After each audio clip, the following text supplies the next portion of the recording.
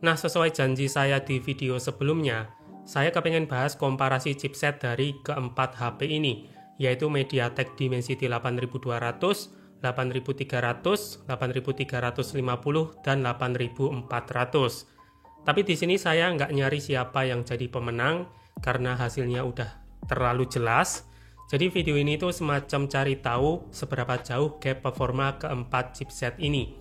Oke, kalau teman-teman udah sepakat nyamain persepsi, sekarang langsung aja saya mulai pembahasannya. Pertama saya jelasin secara singkat dulu spesifikasi keempat chipset ini. Nah, kalau dari clock speed, paling tinggi justru Dimensity 8300 dan 8350, yaitu sama-sama di 3,35 GHz. Baru disusul Dimensity 8400 di 3,25 GHz, dan terakhir ada Dimensity 8200 di 3,1 GHz. Tapi tentu bukan hal bijak ya, kalau cuma berpatok angka pada clock speed aja, karena masih perlu ngelihat parameter lain yaitu arsitektur. Dan di sini baru kelihatan dari spesifikasi teknis, keempat chipset ini sebenarnya masih ada kesamaan konfigurasi, yaitu sama-sama pakai proses fabrikasi 4 nanometer TSMC dan arsitektur CPU 134. Tapi secara overall, Dimensity 8400 itu jelas paling unggul di sini. Karena semua core-nya pakai Cortex A725 yang lebih powerful, plus GPU yang lebih baru yaitu Mali G720 MC7 1300 MHz. Baru kemudian disusul Dimensity 8350 dan 8300 yang kebetulan arsitekturnya itu sama persis. Sama-sama Cortex A715 dan A510. Dengan GPU yang sama pula, yaitu Mali G615 MC6 1400 MHz.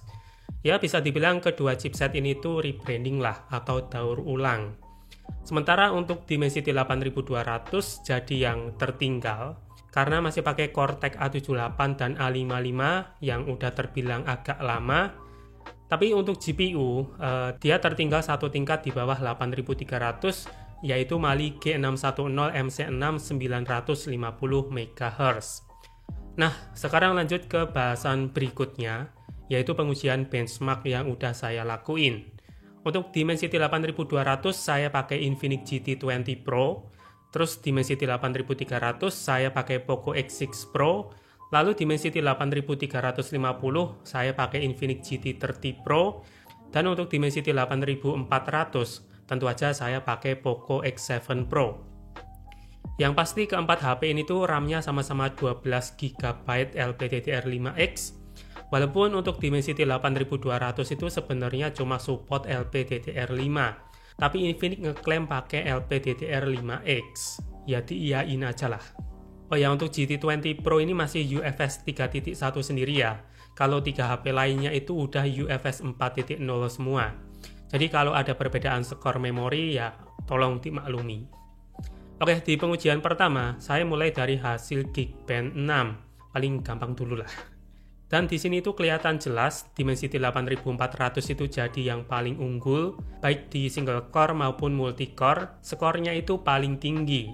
Baru kemudian disusul Dimensity 8350 dan 8200. Tapi yang aneh, Dimensity 8300 di Poco X6 Pro itu skornya malah paling rendah, cuma 1100 dan 3700-an. Malah kalah tipis dari Dimensity 8200 di Infinix GT20 Pro. Padahal seharusnya itu mepet Dimensity 8350 di Infinix GT30 Pro. Karena arsitektur CPU-nya itu sama persis. Tapi mungkin juga ada faktor dari HyperOS 2, karena performanya itu di nerf. Soalnya pas saya cek skor bulan Juli 2024, dia masih tinggi. Cuma ya udahlah, ini tuh gambaran kasar aja. Oke, berikutnya di pengujian kedua, saya tes Antutu di mode standar dulu. Di sini Dimensity 8200 dapat skor hampir 1 juta poin dengan durasi pengujian 14 menit 43 detik. Lalu untuk Dimensity 8300 dapat skor 1.247.000 poin dengan durasi lebih cepat 14 menit 31 detik. Terus di Dimensity 8350 dapat skor 1.355.000 poin dengan durasi lebih lama sekitar 16 menit 29 detik. Dan terakhir, Dimensity 8400 dapat skor paling tinggi, yaitu 1.588.000 poin, dengan durasi paling lama juga, yaitu 16 menit 43 detik. Oh ya, untuk info konsumsi baterai dan suhu, teman-teman bisa baca aja keterangannya di video ya. Berikutnya ke pengujian skenario kedua, yaitu tes AnTuTu di mode performa. Untuk Dimensity 8200, skornya itu naik seuprit, kayak nggak berasa ada kenaikan. Lalu Dimensity 8300 skornya naik lumayan, sekitar 60.000, jadi 1,3 juta poin. Kemudian Dimensity 8350 naik paling signifikan, sekitar 80.000, jadi 1.435.000 poin. Dan terakhir Dimensity 8400 juga naik, tapi naiknya cuma 20 ribuan di 1.611.000 poin.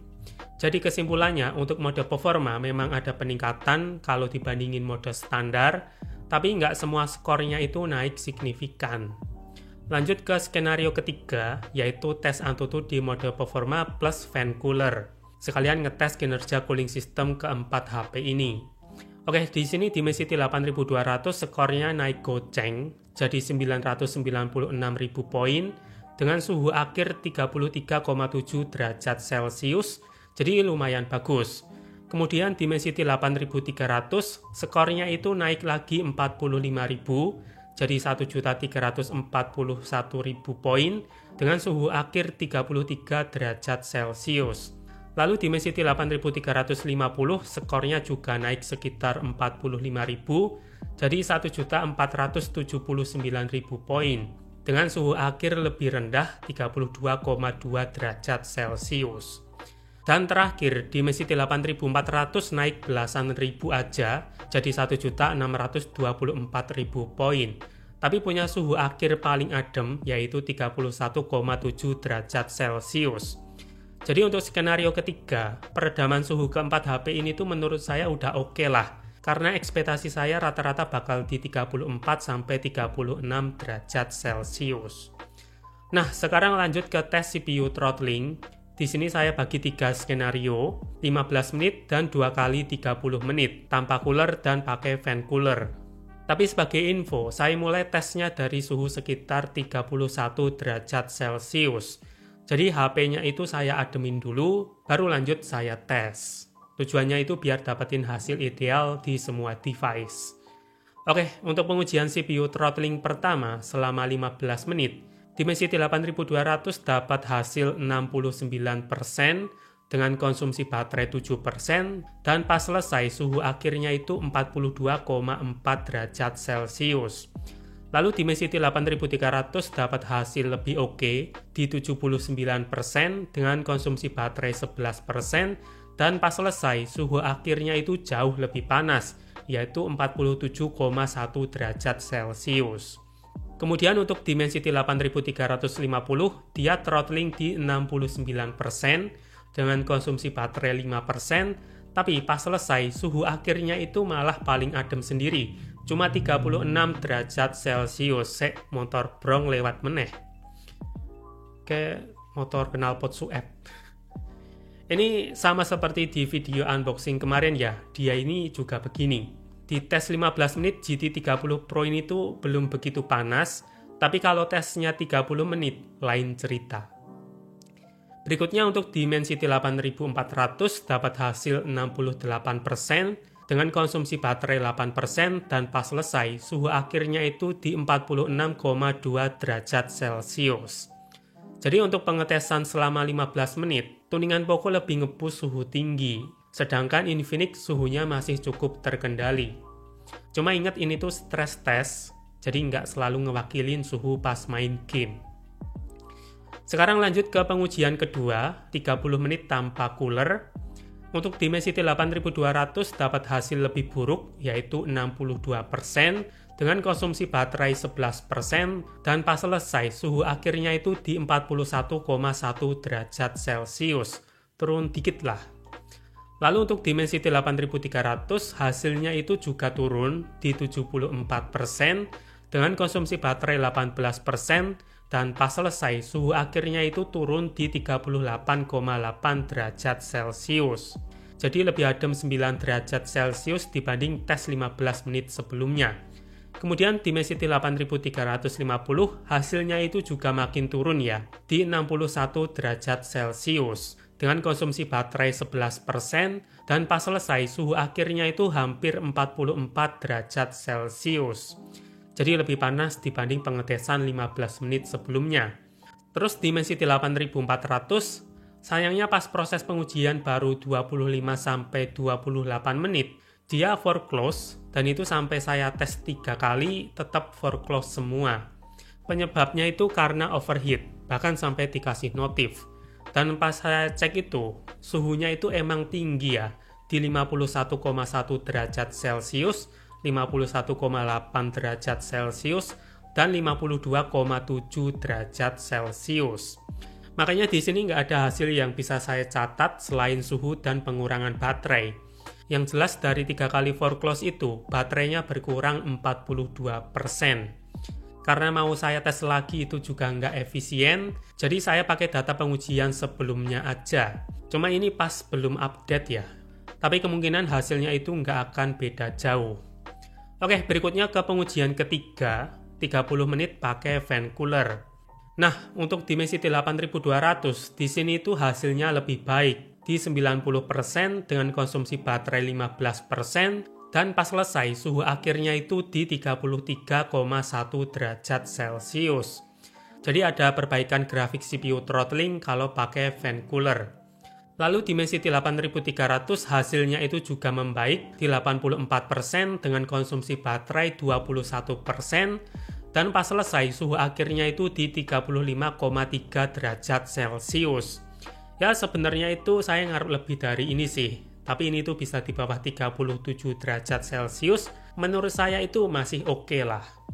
Kemudian untuk Dimensity 8350 itu beda tipis sama Poco X6 Pro, yaitu di 83% dengan konsumsi baterai 16%, dan pas selesai suhu akhirnya itu lebih adem ya, di 31,1 derajat Celcius. Dan terakhir untuk Dimensity 8400, dia sama seperti GT30 Pro di 83% dengan konsumsi baterai 17%, dan pas selesai suhu akhirnya itu jadi paling rendah di 30,8 derajat Celcius. Ya beda tipis lah. Jadi untuk pengujian ketiga ini tuh kurang lebih untuk suhunya itu mirip skenario tes Antutu di skenario tes Antutu yang terakhir. Oke, sementara segitu aja yang bisa saya sampaikan ke teman-teman di video ini. Lebih bagus siapa kayaknya nggak usah dijawab lah, karena udah jelas banget. Yang jelas kalau menurut saya sih, di sini MediaTek udah ngasih banyak peningkatan, terutama dari spesifikasi teknis di 4 generasi terakhir. Walaupun di Dimensity 8300 ke 8350 itu terkesan stagnan, tapi tetap lompatannya itu jauh, terlepas dari racikan masing-masing brand. Dan perlu saya ingetin, Dimensity 8000 series itu kastanya itu di high performance chipset. Atau bahasa simpelnya itu jadi gateway antara mid-range to flagship. Karena kebanyakan produk yang pakai chipset kelas ini tuh ada di kelas harga segitu juga. Cuma dari skor benchmark, dia sama atau bahkan lebih baik dari SoC flagship beberapa tahun sebelumnya. Bahkan ngewarisi gen chipset flagship itu sendiri. Oke, begitulah komparasi chipset 4 generasi antara Dimensity 8200 sampai 8400. Kalau mau tanya-tanya atau mau diskusi, silakan teman-teman tulis di komen. Jadi sampai jumpa di video gadget berikutnya, dan Mata Asita.